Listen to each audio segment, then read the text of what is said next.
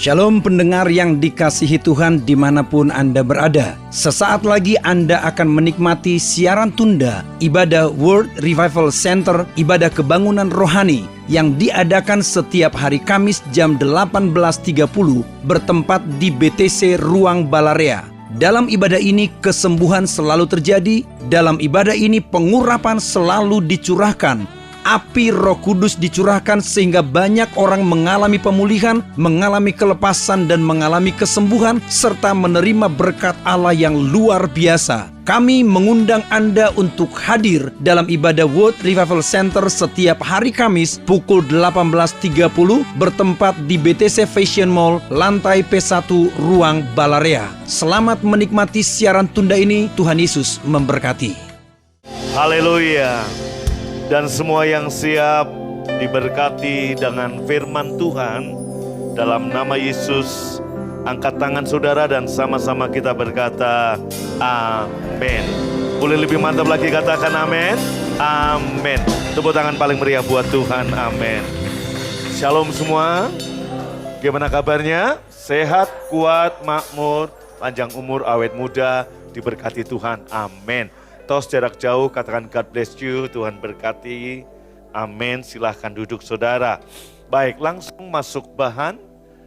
Jesus is more than enough. Kok nggak ada yang amin? Baca sama-sama yuk, 2, 3. Amin. Yesus lebih dari cukup. Dan itu yang akan terjadi untuk Anda dan saya. Saudara, mari kita lihat. Saya ingin membacakan firman Tuhan ini, kita bergantian baca ayat demi ayat. Saya baca yang ganjil dan Bapak Ibu Saudara ayat yang genap. Pada satu hari Yesus sedang berkhotbah di tepi danau Genesaret. Orang banyak berdesak-desakan mengerumuni dia, hendak mendengar firman Allah. Terus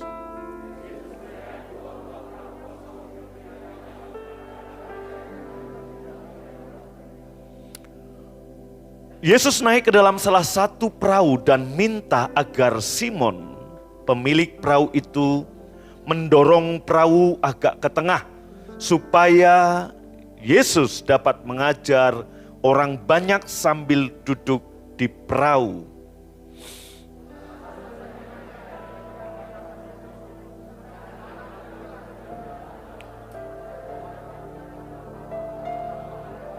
Amin. Perhatikan sebentar ayat yang keempat. Tebarkanlah jala-jalamu. Sama-sama katakan. Amin. Ini jamak. Dalam versi TB Alkitab kita, jala. Tapi yang benar adalah jumlahnya lebih dari satu. Jamak. Jala-jala. Tebarkanlah jala-jalamu, maka kamu akan mendapat banyak ikan. Ayat 5 saya baca untuk Anda. Simon menjawab, Guru, semalam-malaman kami kerja keras dan seekor pun tidak kami peroleh. Tetapi karena Guru menghendakinya, kami akan mencoba lagi. 6. Wow, kali ini jala-jala tadi lebih dari satu. Demikian penuhnya. Inilah Jesus is more than enough. Amin. Dia bukan hanya mencukupkan kebutuhan kita, tapi dia juga menjawab keinginan kita. Amin. Demikian penuhnya sehingga koyak. Ayat 7 saya baca untuk Anda. Saya yang baca, sabar. Mereka berseru minta bantuan kepada teman-teman mereka di perahu yang lain. Tidak lama kemudian kedua perahu itu syarat dengan ikan sehingga hampir tenggelam. Wow, 8.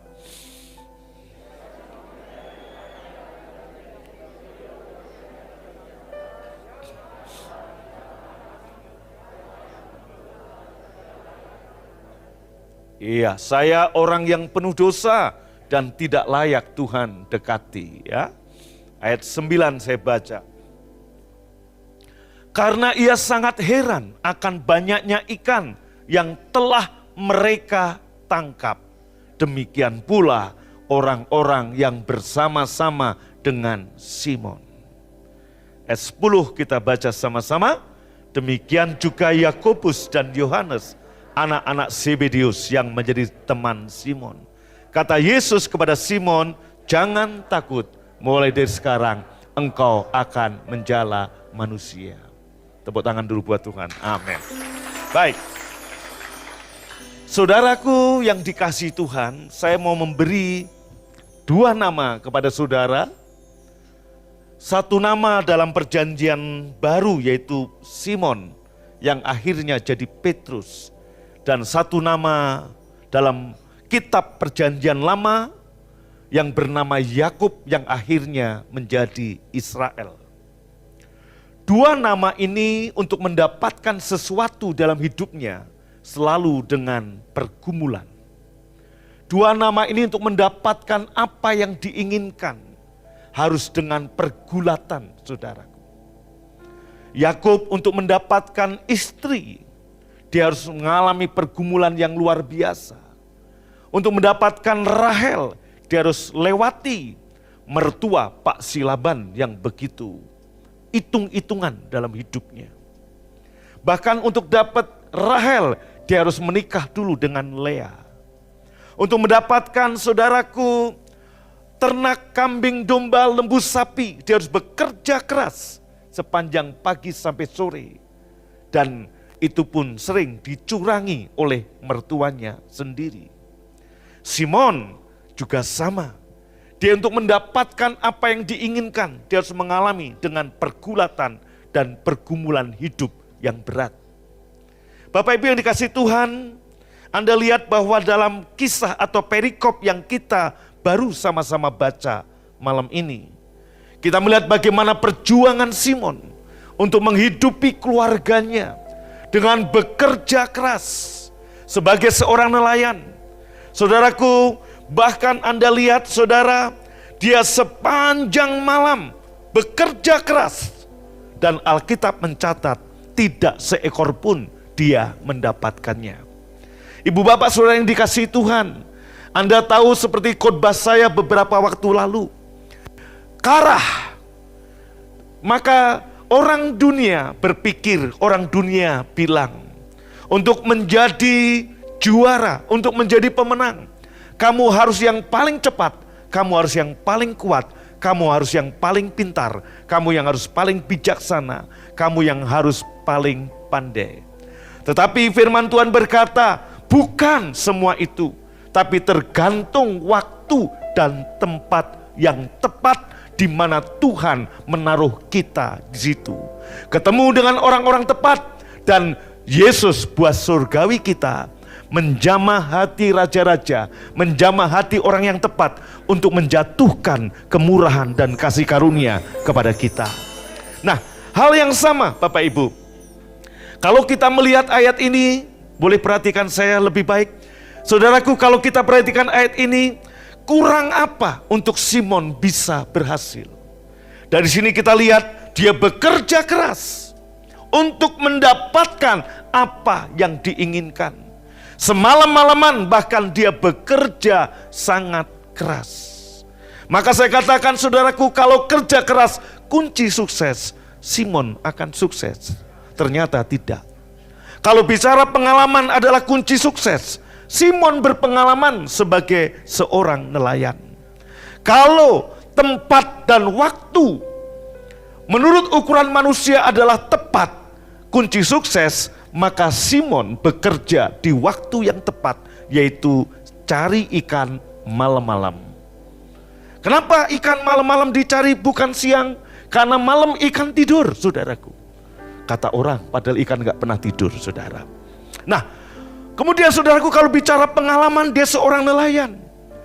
Kemudian ada orang bilang, gimana saya mau bisnis? Gimana saya mau kerja kalau saya gak punya modal? Simon punya modal, yaitu jala dan jala dan perahu. Itu pun tidak menjamin sukses dan berhasil. Simon bekerja di tempat yang tepat, yaitu Danau Genesaret atau Danau Galilea atau Danau Kineret atau Danau Tiberias. Satu danau tapi punya 4 nama, saudara. Dia nggak cari ikan, dia nggak pasang jala di pinggir jalan. Seperti saya pernah lihat, saudaraku, di pinggir-pinggir jalan orang menebarkan jala untuk mendapatkan, saudaraku, sumbangan. Simon tebar jala di danau, dan di Danau Genesaret ada 153 jenis ekor ikan. Bukan jumlahnya 153, tapi jenis semua ikan yang ada di danau itu 153 ekor. Dari ikan lele, ikan patin, ikan Petrus, ikan Yohanes, ikan Lukas, ikan Matius, ikan Yudas Iskariot, semuanya ada di situ, saudara. Tetapi itu semua nggak menjamin. Sampai akhirnya, saudaraku, Simon putus asa. Hal yang sama, Yakub untuk mendapatkan apa yang menjadi jawaban doanya, selalu dia bergumul untuk mendapatkan, saudaraku, cita-cita dan keinginannya, melewati pergumulan dan pergulatan. Dan Yakub biasanya menang, sampai pada di satu titik Yakub bergulat dengan Allah, saudaraku, dalam Kisah Kejadian pasal 32. Hal yang sama Simon juga, saudaraku, di sini dia mengalami pergumulan dan hasilnya Simon kalah, saudaraku. Yakub dalam Kejadian pasal 32, dia tidak bisa memenangkan pertempuran dengan Allah. Dia bergulat dengan Allah semalam-malaman dan hasilnya Yakub kalah, saudaraku. Dan kenapa kalah? Alkitab mengatakan seorang, dalam versi FAYH, seorang itu huruf besar, itu Tuhan sendiri. Tuhan bergumul dengan Yakub, Tuhan bergulat dengan Yakub, dan ketika dilihatnya Tuhan tidak bisa mengalahkan Yakub. Apa yang dilakukan oleh Tuhan? Tuhan memukul pangkal paha Yakub sehingga Yakub, saudaraku, menjadi pincang jalannya. Nah, Bapak Ibu yang dikasih Tuhan, ternyata, saudaraku, ternyata nggak semua kemenangan harus diraih dengan perjuangan yang hebat. Justru, saudaraku, kadang ada saatnya kita bisa mengalami kemenangan saat kita kalah, saudaraku. Waktu Anda kalah, di situ kekuatan kita sebagai manusia, kekuatan kepintaran kita mengandalkan diri sendiri, ketika kita frustasi untuk mengandalkan diri kita sendiri, disitulah awal kemenangan yang Tuhan berikan kepada kita, saudaraku. Yakub pada waktu dia terpelecok, saudaraku, dia dipungkul pangkal pahanya. Semalam-malaman dia bergumul dengan Allah dan dia tidak bisa menang lawan Allah. Dan saudaraku, mudah sebenarnya bagi Allah untuk mengalahkan Yakub. Betul apa tidak? Dia Allah yang dahsyat, untuk mengalahkan saudara dan saya gampang sekali. Tetapi saudaraku, Allah yang kuat itu seperti menjadi lemah. Kenapa? Dia nggak bisa melawan Yakub, dia nggak bisa menang lawan Yakub, sampai akhirnya dia pukul pangkal paha Yakub. Ini menggambarkan Yesus yang kuat menjadi lemah di kayu salib, menjadi terkutuk di kayu salib. Saudara, kita bisa disebut sebagai pemenang. Kenapa? Sebab sang pemenang sejati mau kalah di kayu salib, supaya kita yang kalah ini menjadi pemenang, saudaraku. Yang menjadi tepuk tangan paling meriah buat Tuhan Yesus. Haleluya.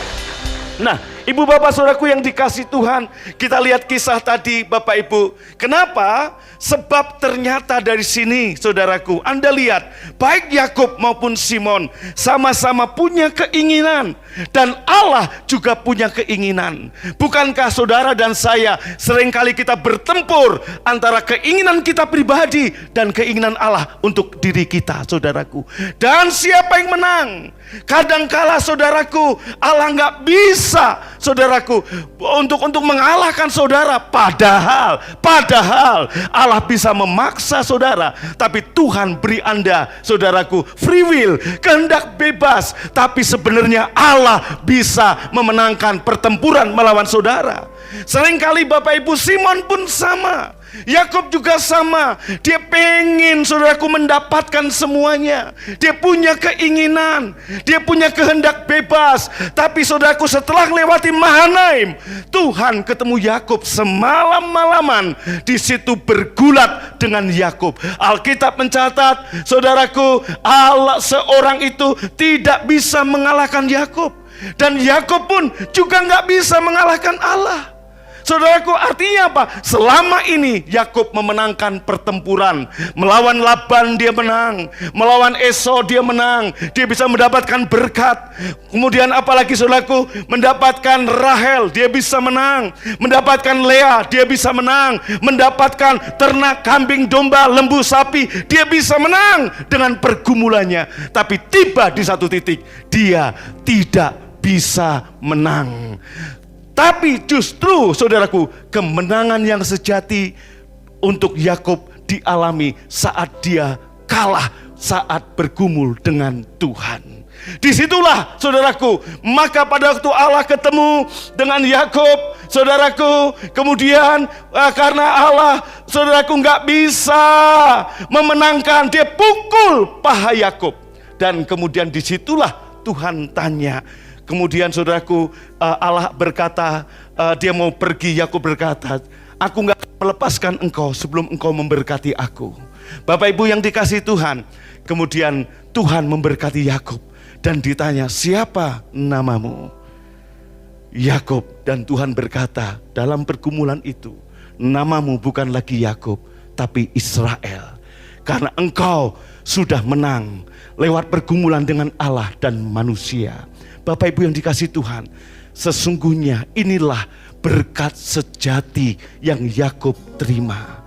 Bukan bicara tentang materi, bukan bicara tentang popularitas, tapi Yakub mendapatkan pribadi Allah sendiri. Dengarkan baik-baik saudaraku, Simon juga sama. Bapak Ibu, kalau kita lihat, untuk apa kalau Anda hanya mendapatkan berkat materi? Untuk apa kalau Anda hanya mendapatkan popularitas? Untuk apa kalau Anda hanya mendapatkan jabatan dan kedudukan? Saudaraku, Simon, waktu dia bergumul dan di situ dia kalah. Pada waktu dia kalah, dia bilang, tetapi karena engkau menghendakinya, engkau menyuruhnya, aku akan tebarkan juga. Saudaraku, kemudian Simon menebarkan jala-jalanya, dan jala itu koyak, dan perahu-perahu mereka hampir tenggelam. Tetapi saudaraku, Anda lihat, Simon bukan mendapatkan soal materi.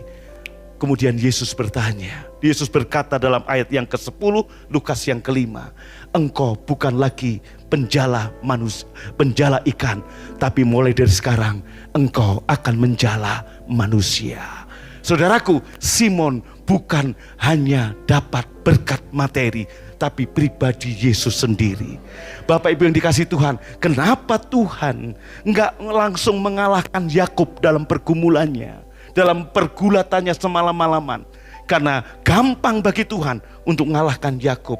Tapi Tuhan bergulat dengan Yakub karena Tuhan pengen mendapatkan hati Yakub. Malam ini Tuhan juga pengen mendapatkan hati Simon. Malam ini Tuhan juga pengen mendapatkan hatimu. Saya tahu ada banyak orang sedang bergumul dengan kehendak bebasnya. Ada banyak orang yang bergumul dengan keinginan free will-nya. Banyak orang yang bergumul, Tuhan, aku punya keinginan ini, keinginan itu. Dengarkan baik-baik saudara. Tuhan pengen hati saudara. Tahukah saudara, saya punya kehendak bebas. Saya pernah pengen jadi politikus. Saya pengen jadi A, pengen jadi B. Dan saya bergumul dengan Tuhan untuk mendapatkan sehelai baju baru. Saya harus bergulat dengan kehidupan. Di alun-alun Pemalang saya jualan es lilin di bulan puasa. Why? Karena om tante saya selalu ngasih baju baru itu kalau Natalan. Bapak Ibu, sebagai seorang anak, tentunya saya pengen baju lebih dari satu. Dan untuk dapatkan itu, Saya harus bergumul dengan kehidupan. Kemudian saudaraku, saya melewati kehidupan demi kehidupan, pergumulan dengan pergumulan, lewat pergumulan, dan sebagainya. Sampai satu titik, saya bergulat dengan Tuhan. Dan saya nggak bisa mengalahkan. Artinya saya yang kalah. Tuhan pukul saya. Lewat kejadian Suzuki Jimny, saudara. Yakub dipukul Tuhan. Pangkal pahanya. Simon dibuat frustasi. Semalam-malaman. Modal, kerja keras, pengetahuan, pengalaman, waktu, dan tempat yang tepat menurut dia. Tapi hasilnya nol besar. Sampai Simon berserah kepada Tuhan. Karena Tuhan izinkan itu terjadi untuk mendapatkan hati Simon. Bapak Ibu, begitu Simon menang, Anda lihat Simon bukan hanya dapat ikan yang membuatnya hampir tenggelam, tapi Simon mendapatkan Tuhan. Dan Tuhan ada dalam diri Simon. Jesus is more than enough. Waktu engkau mendapatkan Tuhan, engkau akan melihat semuanya menjadi bagian saudara, dan saya. Bolehkah kita beri tepuk tangan bagi Tuhan? Haleluya. Saudaraku, begitu Anda bisa mendapatkan Tuhan, dalam pergumulan engkau tahu kita punya keinginan, Tuhan juga punya keinginan dalam diri kita. Seringkali kita bertempur dalam hati kita antara keinginan kita dan keinginan Tuhan. Kita bertempur dalam hati kita, pergumulan. Gampang bagi Tuhan untuk mengalahkan saudara. Gampang bagi Allah karena dia Allah. Tapi dia mau membiarkan dirinya lemah, mati di kayu salib, supaya kita yang lemah ini menjadi kuat. Saudaraku yang dikasihi Tuhan, kenapa kita disebut lebih dari pemenang? Sebab sang pemenang yang sesungguhnya rela menjadi kalah, mati di kayu salib. Tergantung 6 jam. Dia bisa saja turun dari kayu salib.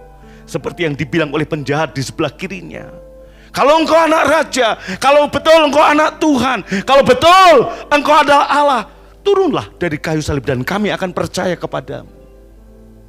Godaan sebagai manusia, Yesus bisa saja turun. Saat Simon Petrus, saudaraku, menghunus pedangnya dan memotong telinga Malkus, Yesus berkata, sang kamu aku gak bisa panggil bala tentara surga. Sebagai anak Allah, sebagai anak raja, 100% Allah, tapi 100% manusia. Tentunya saudaraku, bagaimana dia mematikan kesombongannya, keangkuhannya. Bisa saja dipanggil bala tentara surga. Saat di kayu salib, saat orang menghina dia, bisa saja dia turun. Dan kemudian sekali tiup, semua prajurit Romawi blek, bukan pingsan, mati semua. Tapi Bapak Ibu, seperti saya katakan, ini perbedaan Old dan New Covenant. Dalam Old Covenant, seorang nabi, seorang saudaraku hamba abdi Allah, saat mereka dilempari, saat mereka saudaraku dihina, mereka yang keluar kutuk. Gak usah jauh-jauh, Elisa dihina sama anak-anak, botak, marah, tersinggung. Tersinggungnya Elisa mengakibatkan anak itu mati dicabik-cabik beruang. Kenapa? Karena Elisa, lu gak ngargain gua abdi Allah. Tetapi imam perjanjian baru gak keluar kutuk, keluar berkat. Itu yang membuat saudaraku, saat Yesus yang gak berdosa itu dibuat menjadi berdosa, dihina, dipaku, dilucuti, dibuat tak berdaya, dia bisa saja berkata, bala tentara surga turunlah, habisin mereka. Tapi yang keluar dari mulut Yesus, Bapa, ampuni mereka, karena mereka tidak tahu apa yang mereka lakukan.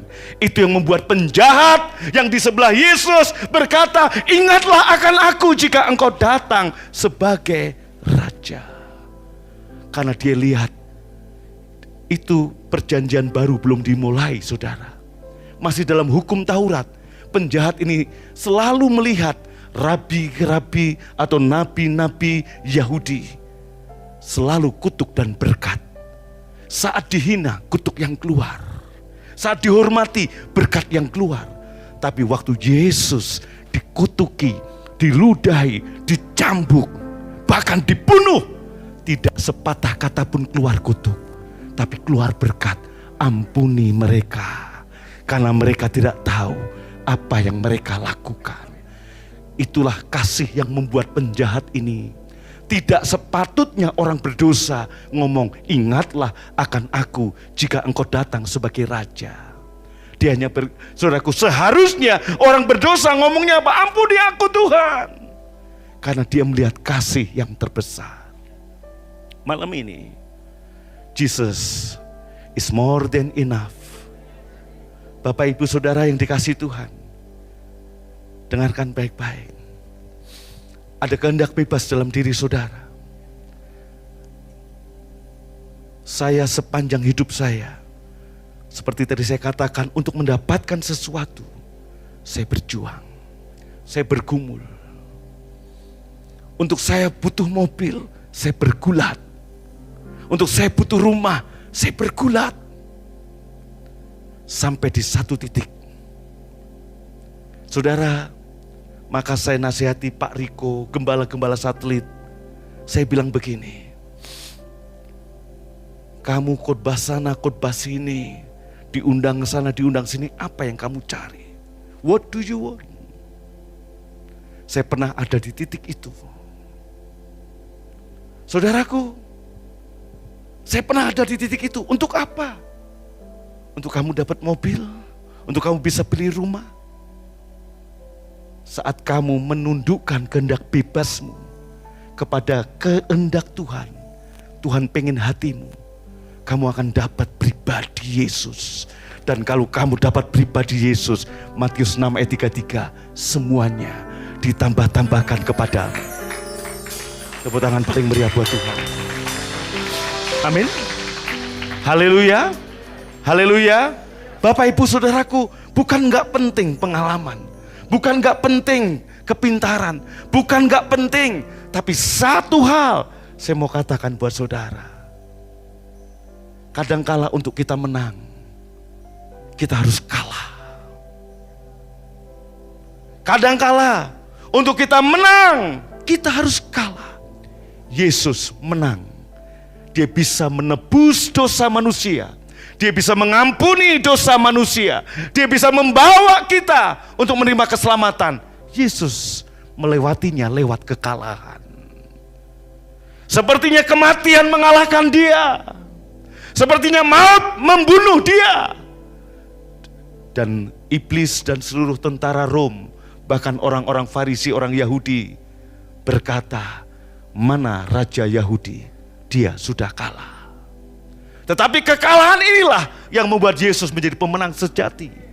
Hal yang sama, saudaraku, malam ini, waktu kita bergumul, sesungguhnya Tuhan hampir tenggelam. Dengan berkat, dihujani dengan berkat. Tapi saya dapat harta yang lebih dari itu, pribadi Tuhan sendiri. Itulah yang Tuhan mau dalam hidup saudara. Waktu engkau mendapatkan pribadi Yesus, dengarkan baik-baik Bapak Ibu. Waktu saudara dengar yang di rumah, waktu engkau bisa mendapatkan pribadi Yesus, apa yang kau cari? Ikan? Anda lihat, jala-jalamu akan diisi penuh oleh Tuhan. Perahu-perahumu akan dibuat hampir tenggelam. Artinya apa? Semua lumbung-lumbungmu akan diisi penuh. Sampai gak ada tempat lagi untuk menaruh berkat Tuhan. Amin. Haleluya. Maka mulai hari ini saudara, dengar. Tuhan bukan hanya menjawab, kita sering mendengar. Oh ya, Tuhan akan mengabulkan, Tuhan akan memenuhi sesuai dengan kebutuhan saya. Tapi Tuhan tidak memberi keinginan saya. Tidak. Tuhan bukan hanya memberi sesuai dengan kebutuhanmu, tapi Dia akan memberikan bahkan keinginan saudara. Amin. Haleluya. Baik saudara, saya nggak lama-lama khotbah. Ini versi pertama dari khotbah ini. Nanti minggu saya akan khotbah versi kedua, yaitu bicara tentang berkat materi. Tapi hari ini saya mau supaya Anda dan saya, saudaraku, tujuan utama kita, Anda lihat, begitu Yakub kalah, dia mendapatkan pribadi Tuhan. Secara materi, dia kehilangan sebagian materinya untuk diberikan kepada Esau. Dia harus berikan kambing, domba, budak, sebagian ke Esau abangnya. Secara fisik, dia mengalami penurunan dari seorang bapak yang jalan tegap. Dia harus jalan dengan kaki yang pincang seumur hidupnya sejak itu. Saudaraku, kadang-kadang Tuhan seperti taruh duri dalam daging untuk membuat Yakub rendah hati. Kadang-kadang saudaraku, ada hal-hal yang sepertinya, oh Tuhan, kenapa ini terjadi? Seperti itulah cara Tuhan. Amin. Supaya kita tidak sombong. Ingat, kesombongan adalah akar segala dosa. Cinta uang adalah akar segala kejahatan. Kalau Anda dapat hati Tuhan, Anda bisa rendah hati. Dan Anda juga tidak cinta uang. Anda tahu saudaraku, ayat yang ke-9, ayat 8.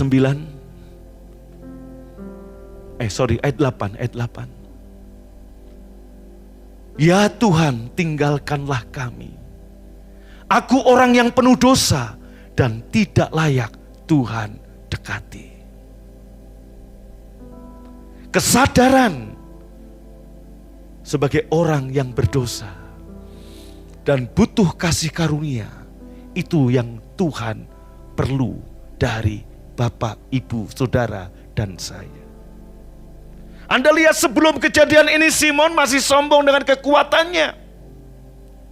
Bahkan saudaraku, saat Yesus berkata, tebarkan jala-jalamu, dia berkata, semalam-malaman kami kerja keras, gak dapat seekor pun.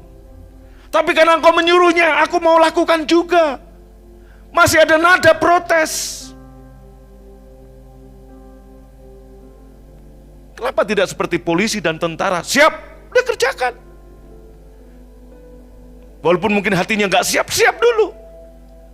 Loh, betul Pak polisi kan? Iya. Yang main keyboard saudaraku di Pontianak kemarin polisi. Sudah kawin? Siap. Belum? Iya, gak apa-apa. Siap dulu yang penting. Entah belum, entah sudah, siap belum. Kemudian saya panggil saudaraku, anaknya Pak Steven, Noel sini, siap. Ada apa Om? Ya udah siap dulu. Berapa lama kamu dari tempatmu ke sini? Siap. 4 jam Om. Waduh, hebat kali kamu ya. Iya Om, siap. Kenapa tadi kamu bilang jam 6 datang ke hotel kok nggak datang? Siap. Salah Om. Nah, siap dulu. Betul? Simon protes. Ini Tuhan loh. Tentara polisi nggak bisa protes ke atasan. Siap dulu. Ini Tuhan. Menjelaskan, pengen nunjukin kepada Yesus. Gue udah kerja keras semalam-malaman. Dan ini hari siang bolong. Mana mungkin cari ikan siang bolong. Tapi karena engkau menyuruhnya, aku lakukan juga. Saya percaya Simon juga antara percaya dan tidak. Dia pikir, gue udah semalam-malaman, waktu yang tepat, dan gak dapat, sekarang engkau nyuruh siang. Oke, gue lakuin. Kalau gak dapat, lu siapa? Kira-kira begitu. Kita kadang-kadang masih sombong dengan Tuhan.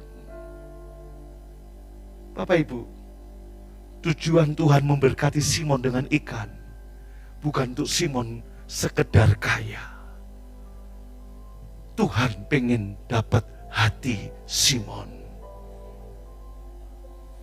Tujuan Tuhan memberkati saudara dengan promosi, dengan berkat ekonomi, dengan berkat kesehatan, dengan berkat kedudukan, bukan untuk saudara hanya sekedar kaya.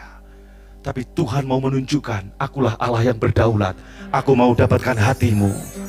Malam ini, lewat kehendak bebas saudara, kita sedang bergumul dengan Tuhan.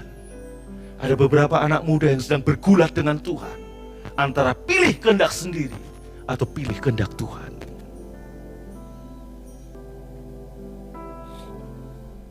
Malam ini Bapak Ibu, saya mengundang Bapak Ibu bangkit berdiri. Angkat tangan saudara.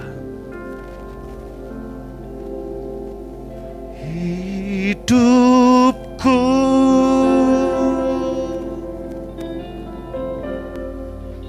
hanyalah untuk-Mu.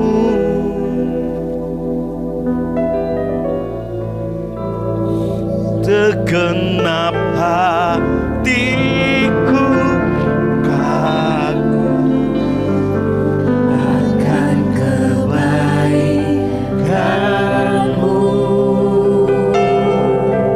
Haleluya, nafasku. Amin. Menceritakan kasih-Mu.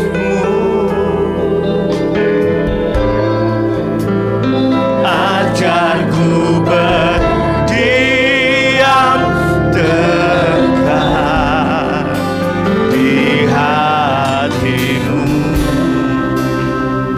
Haleluya. Hidupku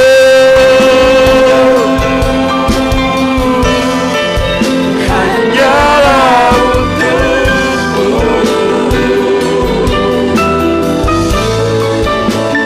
Segenap hatiku kagum. Amin, amin. Akan kebaikan-Mu. Dan nafasku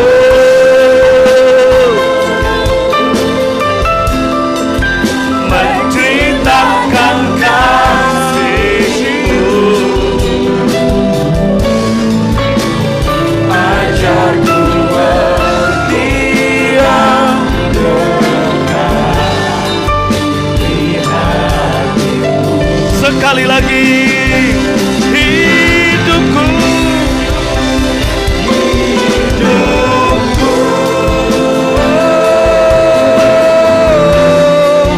hanyalah untuk-Mu. Segenap hatiku kagum akan kebaikan-Mu. Dan nafasku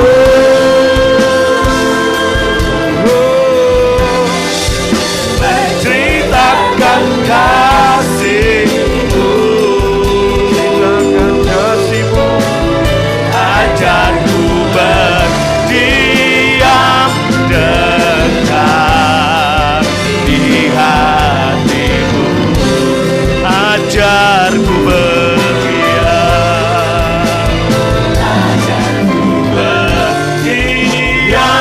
dekat di hati-Mu.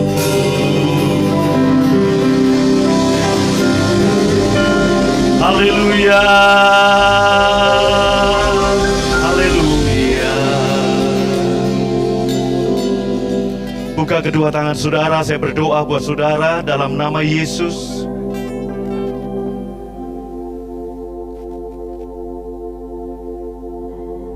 Lewat kekalahan kita dalam pergumulan dengan Tuhan yang ingin mendapatkan hati kita, disitulah awal kemenangan yang Tuhan beri dalam hidupmu. Percayalah saudara, Kita bertempur dengan Tuhan karena kita punya keinginan, dan Tuhan juga punya keinginan dalam hidup kita.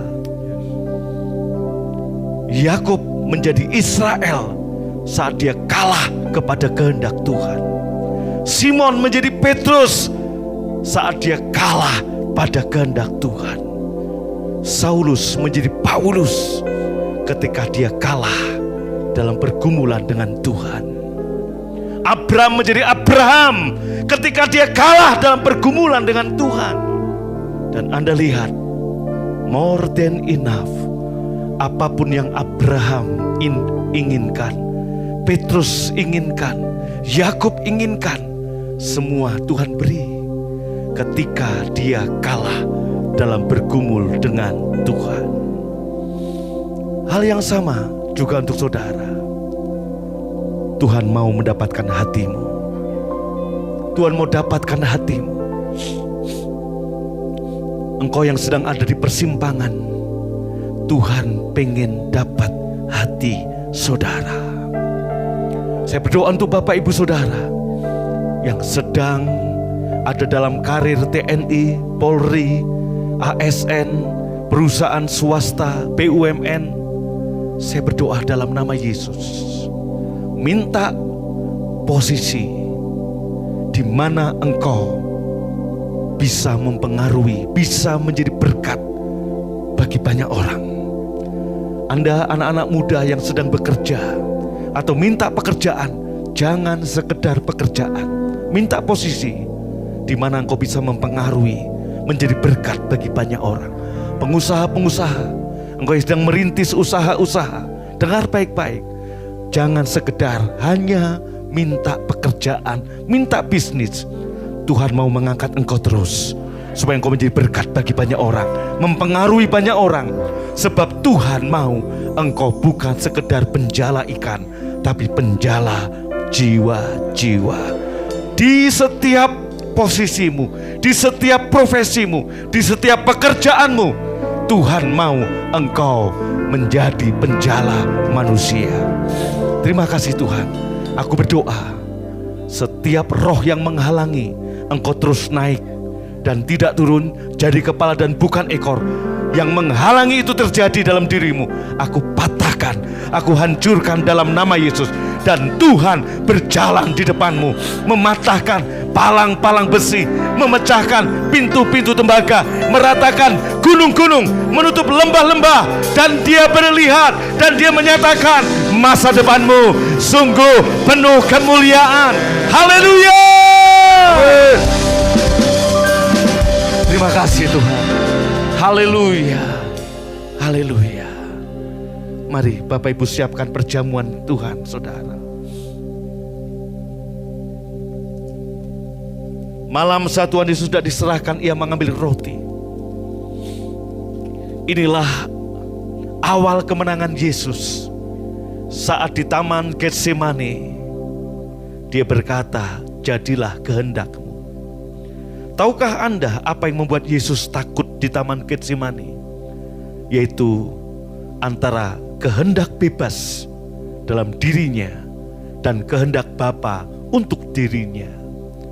Sampai Yesus berkata, sekiranya mungkin cawan murkamu ini lepas daripadaku. Tapi Dia mengakhiri dengan satu kata, jadilah kehendakmu ya Bapa. Dia kalah pada kehendak Bapa supaya Dia bisa memberkati, menyelamatkan saudara. Tahukah Anda berkat terbesar yang Anda terima? Bukan materi, bukan sukacita, bukan kedudukan, tapi berkat terbesar yang Anda terima yaitu pribadi Yesus. Lebih dari cukup. Roti yang kita pecah-pecahkan ini adalah tubuh Yesus yang terpecah-pecah bagi Anda dan saya. Yang percaya, ambil dan makan dalam nama Yesus.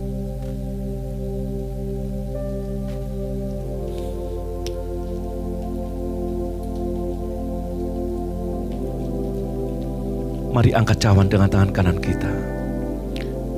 Yesus mengambil cawan, sudah makan, memberikan pada murid-muridnya, dan berkata, ini cawan perjanjian baru yang dimeteraikan oleh darahku. Ambillah, minumlah, menjadi peringatan akan aku.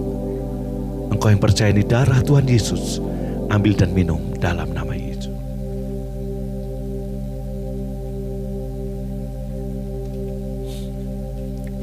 Haleluya. Terima kasih untuk malam ini, untuk firman-Mu. Saya berdoa untuk setiap umat-Mu yang sedang mengalami pergulatan antara kehendak sendiri dan kehendak Bapa. Biarlah Tuhan, kami boleh kalah dengan kehendak Bapa. Aku berdoa dalam nama Yesus. Terima kasih untuk firman-Mu, untuk tubuh dan darah-Mu. Terima kasih untuk kasih karunia yang Kau beri. Terima kasih untuk pribadi Yesus yang kami miliki. Malam ini sebagai tanda syukur kami persembahkan persepuluhan kami. Kami persembahkan yang terbaik bagi Tuhan. Berkati semua tangan yang menabur, yang memberi. Lipat gandakan benih yang mereka tabur. Dan sebelum kami pulang, kami terima berkat Tuhan. Tuhan memberkatimu dan melindungimu. Tuhan menyinarimu dengan wajah-Nya serta memberimu kasih karunia. Tuhan menghadapkan wajah-Nya kepadamu dan memberimu damai sejahtera. Kekasih-kekasih Tuhan, pulanglah dan terimalah berkat yang berlimpah-limpah dari Bapa di surga, cinta kasih dari Tuhan Yesus, dan persekutuan yang manis dari Roh Kudus menyertai memberkatimu dari sekarang sampai selama-lamanya. Yang percaya dan diberkati berkata amin. Anda baru saja mengikuti cuplikan siaran tunda ibadah World Revival Center yang terjadi di hari Kamis, jauh lebih dahsyat dari apa yang Anda dengar. Oleh karena itu, kami mengundang Anda untuk hadir dalam ibadah World Revival Center setiap hari Kamis bertempat di BTC Fashion Mall, lantai P1 Ruang Balarea pukul 18.30. Dan bagi Anda yang rindu didoakan, SMS kami di 0818218737. Untuk informasi hubungi 6126088. Tuhan Yesus memberkati.